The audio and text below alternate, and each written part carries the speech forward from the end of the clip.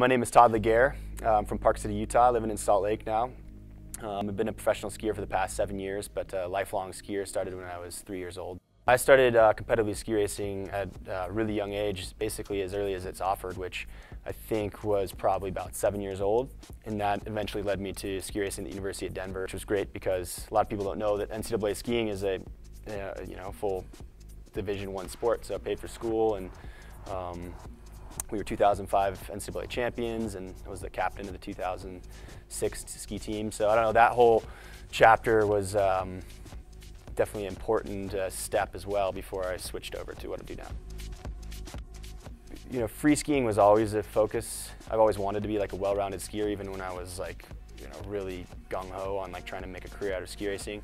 And I think that idea was just growing and growing forever. I kind of knew that, watching ski films and seeing what they were doing in Alaska. I can't say I could pinpoint exactly when that idea really took hold, but I think I kind of always knew that was something that was like on the horizon for me. And yeah, I've been practicing this forever, and I've only been, exploring this one environment. So it's like, why would I not like pursue the other elements of it?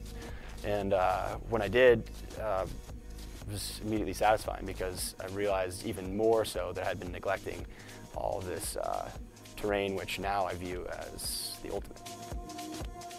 I had a lot of clout coming off of like a good ski racing career, and so as soon as I was able to kind of maybe transition a couple sponsors into what I was doing on the freeride side of things, and I just basically made a point of letting everybody I know who could help me get that in, that was my goal. What really interests me now is just the really small details, how someone interacts with the snow surface and the way they, where they're putting pressure in their turn, and sometimes it's just like the perfect pop off a natural piece of terrain, or and those details, I think, on the best skiers in the world, they're going to consistently hit those things that I find like aesthetically pleasing, and that I'm looking for myself.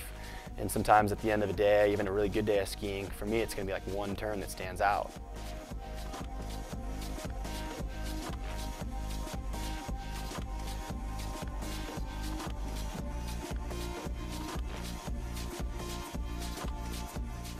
There's no warm-up run in that environment, and you might be over a line where no fall, if you crash, you die kind of a situation. So this is, it's heavy, and that's what makes what we do really unique, is that you want to be so prepared and so dialed and on it that, when you get your one chance on a line, you can execute it.